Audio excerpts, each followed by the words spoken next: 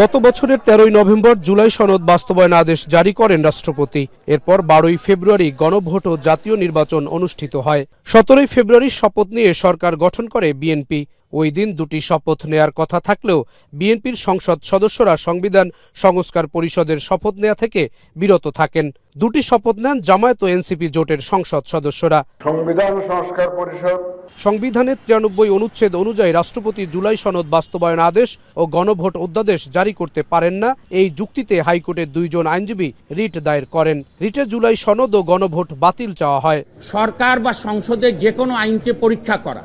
মঙ্গলবার বিচারপতি রাজিক আল জলিল ও বিচারপতি আনোয়ারুল আলমের হাইকোর্ট বেঞ্চ সব পক্ষের শুনানি করে রুল জারি করেন। আদেশে বলা হয়, গণভোট অধ্যাদেশ ও জুলাই সনদ বাস্তবায়ন আদেশ কেন অবৈধ হবে না, একই সঙ্গে সংবিধান সংস্কার পরিষদের শপথ কেন অবৈধ হবে না তাও জানতে চেয়ে রুল জারি করা হয়েছে।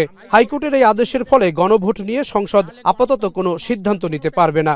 মহামান্য হাইকোর্ট আদেশ দিয়েছে যে রাষ্ট্রপতি কর্তৃক প্রণীত 13/11/2025 জুলাই জাতীয় সনদ সংবিধান সংস্কার বাস্তবায়ন আদেশ কেন অবৈধ হবে না সেই মর্মে 4 সপ্তাহের মধ্যে রুল দিতে বলেছে।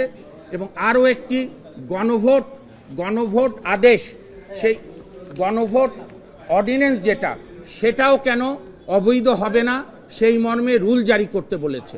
জামায়াতের আইনজীবী শিশির মনির বলেন, জুলাই সনদ বাস্তবায়ন আদেশ ও গণভোট বাতিল হলে সংসদ নির্বাচন নিয়েও প্রশ্ন উঠবে। রাজনৈতিক সিদ্ধান্ত আদালতের কাঁধে দিয়ে দ্বিচারিতা করছে সরকার। 5ই আগস্টের পরে যে সংস্কার কর্মকাণ্ড পরিচালনা করার জন্য যে উদ্যোগ নেওয়া হয়েছিল, সেই উদ্যোগটাকে রাজনৈতিক মতকের বাইরে নিয়ে এসে আদালতের সাবজেক্ট ম্যাটার বানানো হলো।